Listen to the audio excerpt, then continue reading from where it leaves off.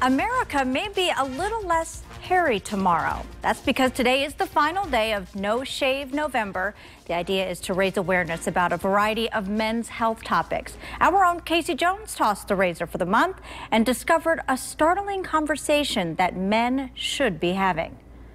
Well, all this beard blazing in America, it's for a good cause. A beard is a symbol of manliness, but what's even more manly is having those conversations about important men's health issues.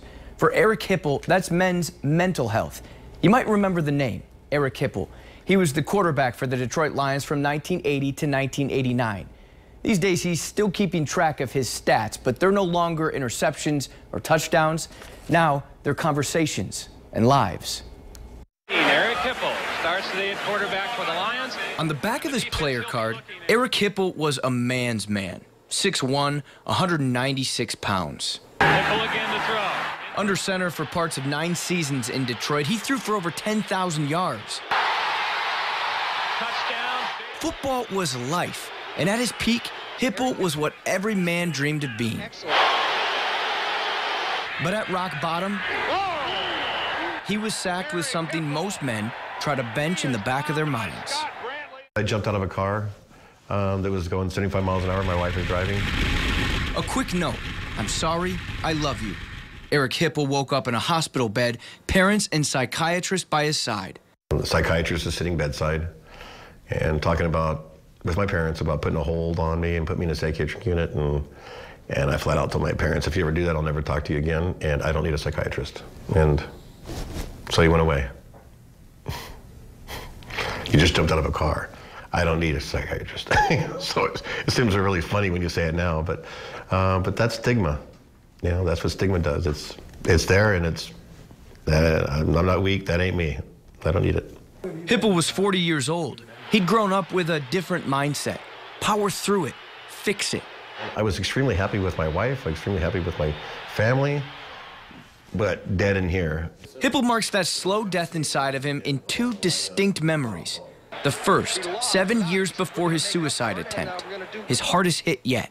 It was mid-season, and that day that I went to the office and you're cut and you walk out that door, and everything that you've known since you've been about this big, identity with the uniform, playing a sport, people, recognizing you for that, the athletic, all that stuff is gone. 3 years after he jumped out of the speeding car, all life inside Hipple died. He got a phone call. His son, Jeff, killed himself. Inside, you're falling. All the strings are cut loose and you're going down. And there's nothing to grab onto, hang on to. And, you're going to hit the bottom sometime, and it's just a free fall. Not knowing what's going to come next, just knowing that you're in a hole. Jeff was 15 years old. There just isn't anything down there. It's just empty and dead. And coming out of that hole was really, really difficult. A lot of things are involved in that, which is, grief for one, but also guilt. It's that guilt that Hipple now holds. Jeff died, never knowing that his father had tried to kill himself too. Suicide is still rare, okay, but suicidal thinking isn't. It wasn't until years after his son's death, 58 days in jail from a DUI charge, that Hipple hit rock bottom. He left jail with a new perspective. And so I think that was the moment of truth, which is, man, I made these decisions to get myself here. That means I can make these decisions to get myself out. Now he travels the country as an educator with the Eisenhower Centers after the impact. Came out with great outcomes. His approach to mental health is unique to him, helping men start an uncomfortable conversation. Let's talk about a game plan.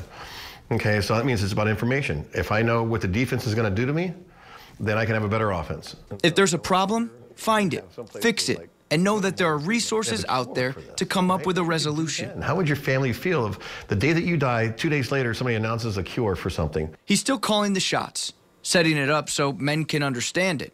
Then we try and protect through our imagination, through our own narrative. Take it from a quarterback who's rearranged his player card after being sacked and knocked out. That narrative is really hard to bust through to say, there is another answer. Who's now trying to win others for himself. And information is important, especially if you don't know. And for a 15-year-old who never had the knowledge to play a healthy game.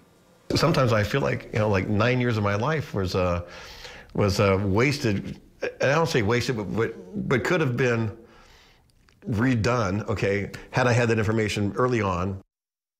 Right now at WoodTV.com, inside this story, you can find a link to an assessment test to see if you are prone to depression or experiencing any signs or symptoms with resources that can help.